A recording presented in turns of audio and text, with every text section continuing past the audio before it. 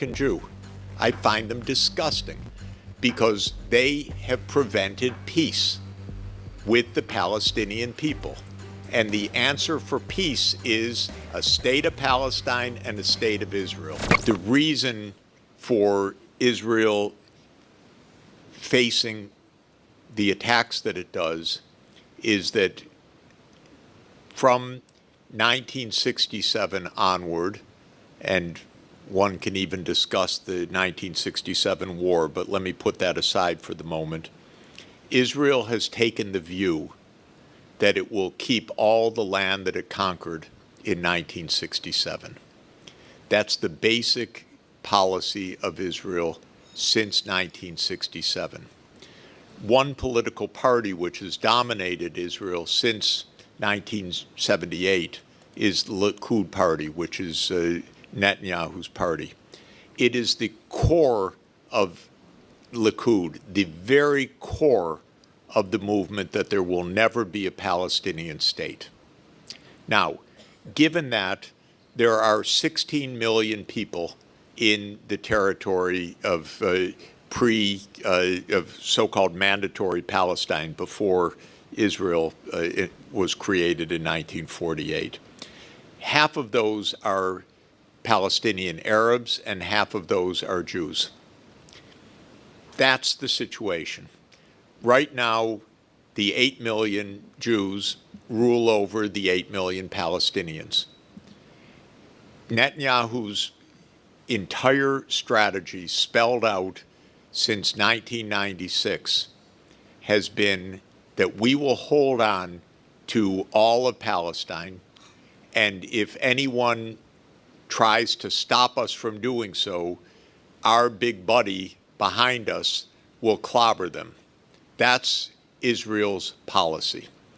So Israel's policy, and it's very explicit, I could go through a very detailed account of it. Israel's policy is, we know that this will be unpopular, and we will have to overthrow any government that supports the Palestinian cause.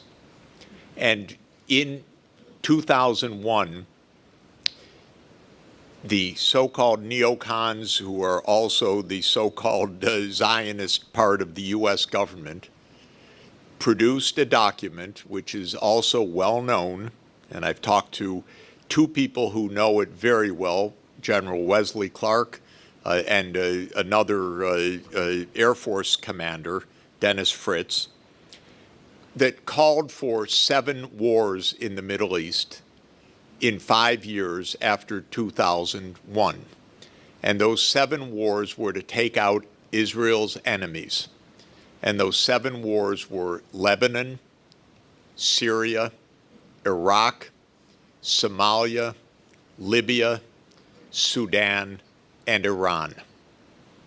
And there have been 6 of those wars fought on Israel's behalf.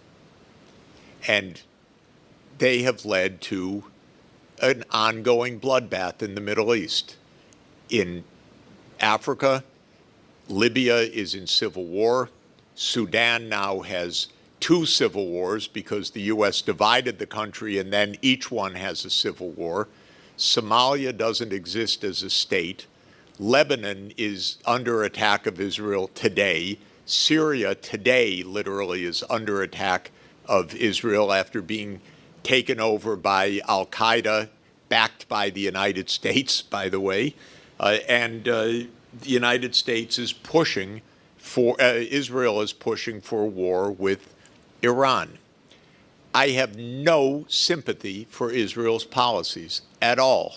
I find them abhorrent, I have to say. As an American Jew, I find them disgusting because they have prevented peace with the Palestinian people. And the answer for peace is a state of Palestine and a state of Israel. And when one asks, is that possible? I speak regularly with the foreign ministers across the Middle East. I'm talking about Egyptian foreign minister, Jordanian foreign minister, Turkish foreign minister, Saudi foreign minister. I know all of them personally, and I talk to them at length. The Arab world has been asking for peace with Israel since 2002 in what's called the Arab Peace Initiative, and Israel has been giving them the finger and saying no, because we will keep all of the territory. Now, this is suicidal, in my point of view, for Israel, and it is illegal and utterly cruel. So an attack comes on October 7th. Did that come out of the blue? No. The attack on October 7th came after more than 50 years of brutal occupation by Israel and complete rejection of a state of Palestine. So I have no sympathy for Netanyahu. I regard him as one of the most violent, deranged political leaders in modern history, actually. I want them to stop, because I know, I speak to the Iranians, I speak to across the Organization of Islamic Cooperation, 57 countries. I probably know half of the foreign ministers of the OIC. Everybody wants peace, except Israel. Israel wants control. Does Netanyahu offer a single alternative other than we defeat Hamas? Has he uttered one sentence about a political outcome? No, not a, you know why? Because his whole career, his whole life is based on preventing a state of Palestine. What's the answer? You know what their answer is? Kick them out. That's their answer. That is literally the policy. That's what Trump was talking about a few weeks ago. And then people told him, no, Mr. President, don't say that. And the Egyptians and the Jordanians said, we're not taking them. We're not going to have ethnic cleansing in our neighborhood again. So all of this is to say, I've been going to Israel since 53 years. 53 years ago were the first illegal Israeli settlements in the West Bank.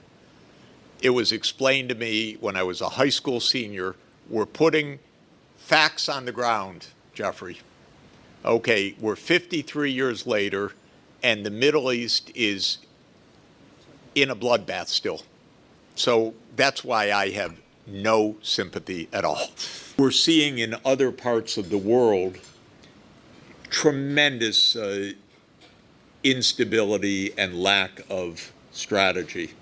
In the Middle East, basically, unfortunately, and to my chagrin, it is probably a doubling down of the U.S. Backing of Israeli mayhem, which I regard as a genocide, and I regard as absolutely destructive of peace in the region. But I don't see Trump changing that. It's still early days. He once did tweet something of me calling Netanyahu an SOB, and Trump posted that, and then there were headlines in Israel for about 3 days. What did he mean by that? But apparently not a lot, because in the last days, we're back to Netanyahu's wars everywhere: war in Gaza, war in the West Bank, war in Lebanon, war in Syria, war in Yemen, and what Netanyahu wants is a war with Iran, which could be a world ender, actually. I don't think we'll go to war with Iran, but the Israeli mayhem is not being stopped by Trump. It's actually rhetorically being encouraged by Trump. So that's a big disappointment for me.